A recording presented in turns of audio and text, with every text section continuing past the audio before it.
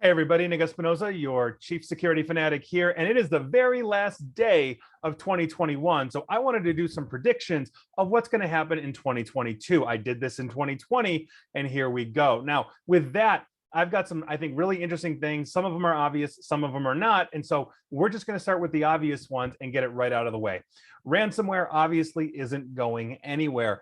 It will continue to improve and increase, improve meaning improve its effectiveness against organizations, as well as increase across the globe as well as more organizations get hit or reinfected. If you didn't know, the reinfection rate for organizations hit with ransomware is around 80%. So basically, heads up to you, ransomware is here to stay. It has been very, very lucrative to the criminals. And I've got some more thoughts on ransomware in another prediction coming up. Another obvious one is that cryptocurrency theft as well as cryptocurrency attacks will continue to rise.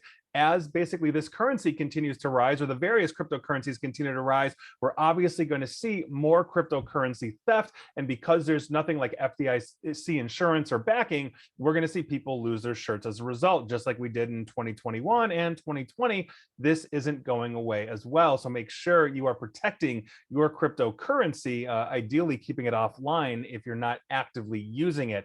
Another obvious one is that organizations will still be overwhelmingly reactive. Studies have shown that a lot of organizations are basically waking up to this, saying, oh my gosh, my competitor or a friend of mine or whoever, their business just got hit. I don't want to be that person, so please help. We are seeing that proactivity, but overwhelmingly, we continue to see nothing but reactive, meaning they're not going to do anything until the bomb is dropped, the ransomware is hit, the malware infection is spreading through the network, and now they're calling for help. Now they're taking it seriously. Obviously, we're still going to see a lot of that. I think that is rather obvious, even though more are becoming proactive. Overwhelmingly, reactive is the name of the game across the globe. Now, that said, I've got some more interesting predictions for you as well that are not that obvious. I think some of the major ransomware players are actually going to go dormant for 2022. As you know, I do daily videos and podcasts and all of that. And we have seen that law enforcement internationally, not just the United States, but Interpol, other nation states, really have their law enforcement intelligence services honed in now on these organizations. So for example, DarkSide that hit Colonial Pipeline went dark.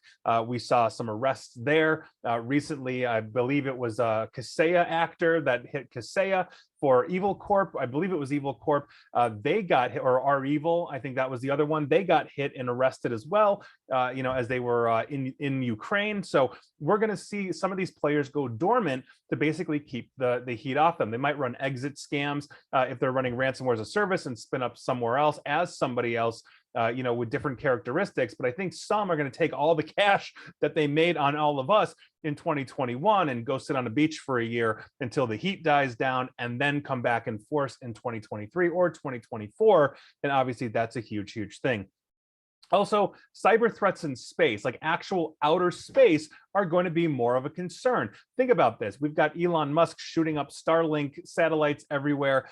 We recently had an interesting almost collision between a Chinese, I believe it was, space station and an Elon Musk SpaceX satellite or whatever Elon Musk was throwing up there. So I think as we are starting to move to low orbit satellite internet, we are going to start to see attempts to actually start hijacking and run cyber threat and cyber attacks on space infrastructure that is supporting not just everything in orbit, but also us here on the ground as we adopt low orbit satellite for internet and a lot of places that simply don't have wired internet. So cyber threats in outer space going to be a problem for us as well. Also, we are going to continue to see mobile zero-day threats all the time. We basically saw zero click happen. I think Apple is going to continue to lag behind. I actually did a video on podcast on this earlier this year where Apple is, when in terms of bug bounties, meaning the researchers are finding these threats to an iPhone or whatever the Apple product is, and Apple has been slow to pay. They've been slow to turn around updates. This massive Pegasus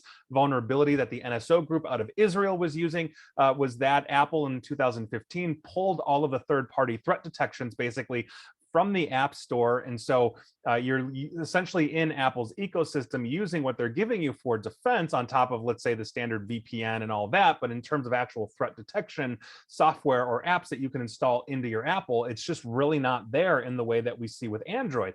Granted, Android's App Store, the Google Play, is more Wild West, but Apple is going to continue to lag behind in this. And I think that's to the detriment because their marketing is not going to be displaying that at all. And that perception of, well, I have an Apple product, so I can never get infected or hacked, will continue to persist with a population that simply is not watching videos like this. So here we are. I think that's going to be a problem. We're going to see another Pegasus pop up. We just don't know what that is yet. And as they start leveraging zero click, meaning they just send the information to the phone ingests it and automatically runs it without you having to tap or click on anything, that's going to be a problem. And Apple really needs to step up their game. And I think in 2022, they're not. I think we're going to see the same thing that we've seen always. And I think that's to the detriment of millions of Apple users out there. Also, we are going to see a lot more weaponization of deepfake technology for disinformation campaigns. I've done video after video, podcast after podcast, radio show after radio show on disinformation that turns into misinformation. That's obviously a huge problem, but we've been continuing to see the rise of deepfake.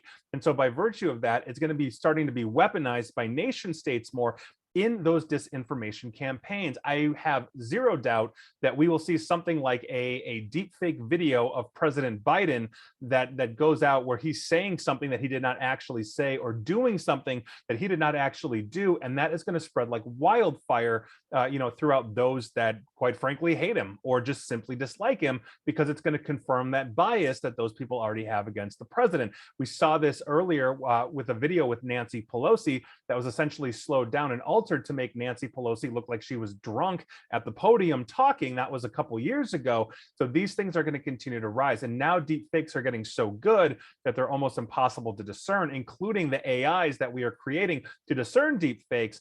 This cat and mouse evolution of deep fake is going to do nothing but really increase disinformation campaigns. And I think we're going to see a rash of that in 2022. So that is going to be something that we are going to have to combat.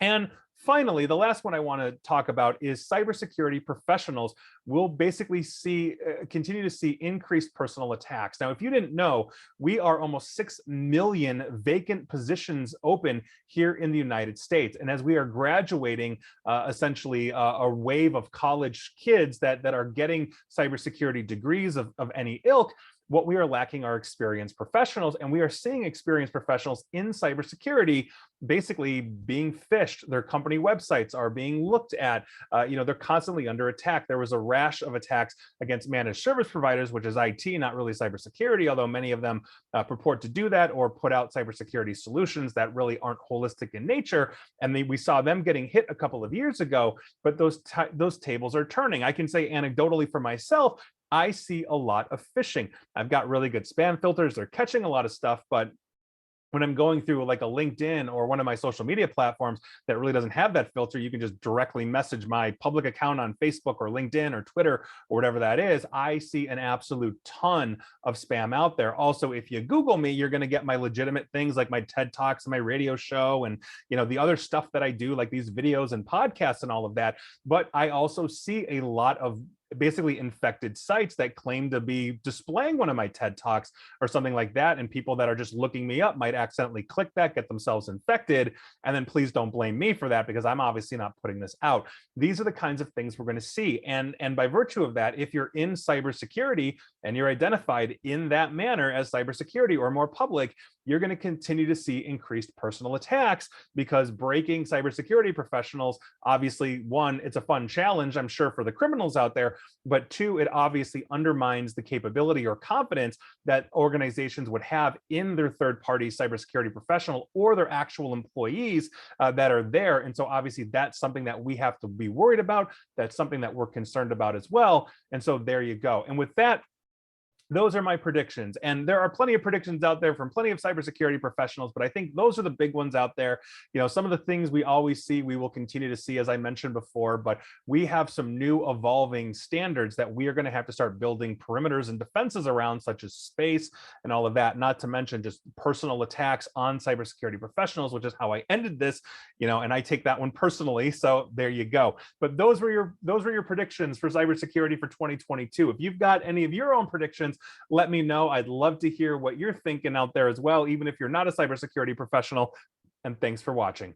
And please like, share, follow me here on Facebook and Twitter at NickAESP. And please feel free to subscribe to me at YouTube as well. And as always, stay safe, stay online, stay private, and Happy New Year. Take care.